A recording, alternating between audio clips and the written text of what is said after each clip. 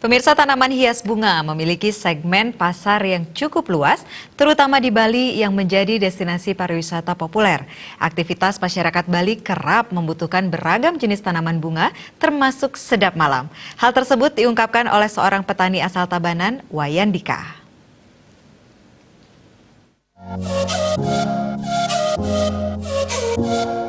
Pemirsa, tanaman hias masih memiliki segmen pasar yang luas, sehingga cocok dijadikan pilihan jika ingin mengembangkan sektor pertanian.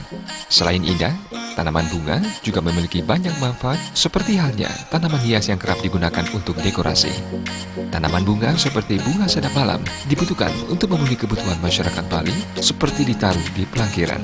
Petani tanaman hias bunga asal Tabanan, Wayan Dika menuturkan, sampai saat ini pihaknya tidak pernah menemui kesulitan berarti saat memasarkan hasil panennya.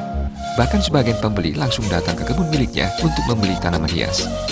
Selain dijual per tangkai, petani juga menuangkan daya kreativitasnya dengan cara menjual tanaman bunga dalam pot yang nantinya dipasarkan untuk keperluan pariwisata di Bali. Pasaran ada kendala nggak atau tagihannya seperti apa, Pak? Sementara ini justru kita yang mengatur pemasarnya karena kita bergerak di dua sektor. Kita batasi untuk pengambilan bunganya di sini.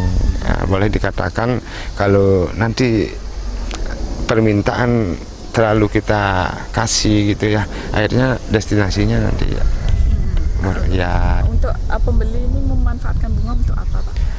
Terutama yang di atas sana yang namanya sedap malam itu khusus untuk apa namanya, kalau di lokalan sini untuk upekare ya yang ditaruh di pelangkir pelinggih. Selain itu untuk mungkin dekorasi ada, dekorasi Pak? Udah pasti ya, ada kadang-kadang acara formal justru langsung mesen pas bunganya gitu ya. Perawatan tanaman hias bunga juga tergolong sederhana.